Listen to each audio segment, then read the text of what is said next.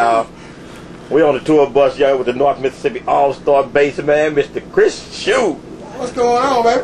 Ain't nothing poppin', man. Hey, man, we just want to get a quick interview and find out some stuff about you, man, that some of your fans might not know, like how you started and what was your impetus to start.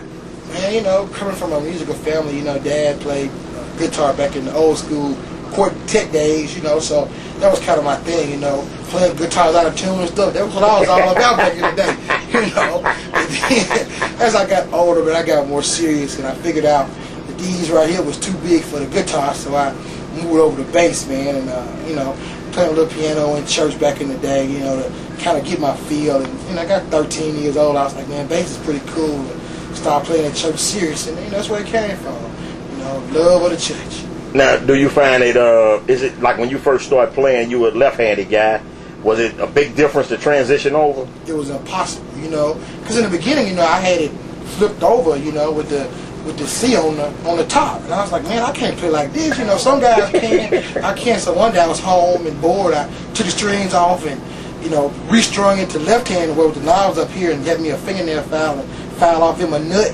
I said, man, it's all good now, baby. And it was all good. That old fitness squad man still in the closet today. Oh yeah, the old squad, baby, I love him. Oh yeah, that's for real. I put me a Seymour Duck in it, a 3-band on the pickup. Yeah. Ooh, fella. Oh yeah. What you see in the closet? I ain't touched about you. She's still in the closet. What's her name? Baby. Baby. I can't see what her real name is. Crazy. They think you crazy. Yeah, everybody I'm crazy. Yeah. So now with the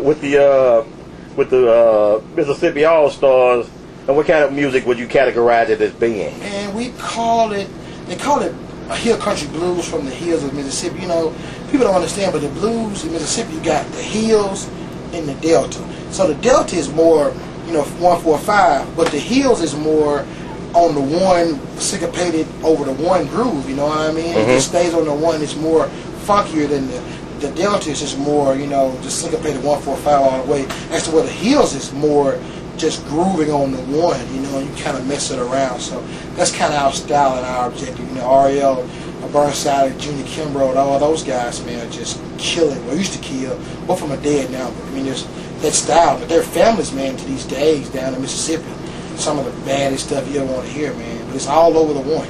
So who were some of your heroes growing up, well, bass heroes? Man, my dad was great, man, but, you know, I'm a gospel guy, so I love Fred and, you know, Boucher. I love Boucher, but, man, I'm a Paul McCartney freak, you know, to be honest. You know, I think it's kind of great what he does, and I really enjoy it, you know, and I like Darryl Jones, and, you know, everybody loves Victor, but I really love Oteil Burbridge. He's really great in what he does. Some of my idols for sure. Now, where are you from? I grew up in Hernando, Mississippi, and that's where I reside now, country boy. Tell us what it's like. Man, it's just country, you know. You got trees and peace and quiet. Even though I live by interstate, but so you can walk outside, sit on your front porch, and it's just peaceful, you know, versus big cities. You know, I'm on the road about 200 days a year, so when I get home, man, peace and quiet is all for me. So I love, you know, so you got indoor plumbing? Yes, sir. I got the indoor plumbing, you know. A couple weeks ago, I had a problem with my plumbing. I ain't gonna say it on YouTube. But look, I live in the city limits, and they came to fix it. Oh yeah. They fixed it. Oh yeah. They fixed it. So Hernando is a small, quiet, like. Well, man, it used to be small and quiet while growing up, but now we got the Walmart. We got corporate America as its finest. You know, we got Walmart and Arby's and Burger King, Taco Bell, and all that old mess all over the world. Oh yeah. So when you were growing up, you did you like just run over to Memphis and ran to Memphis? It was great, you know. And Hernando got McDonald's 15 years ago. We thought it was the best thing ever. You know what I mean? Now we got everything else. You know, it's kind of like we just like everybody else. You know, they building, you know, and the economy is so crazy, but they still able to do it. So I'm all about it. So when you on stage and you playing and you in the zone. Tell your listeners and viewers what's that like. Man, I'd say, you know, no matter you could have the worst day ever in your life, but it's just something about going on stage. It doesn't matter if it's 5 or it's 500, but you look out there and you just touching somebody's life. You know, you can see that somebody's going through. You just imagining what Susie or what Bob is going through. Man, it just takes me to a new level. It's like I'm on top of a cloud and look out for a couple hours because I'm up there. I ain't coming down.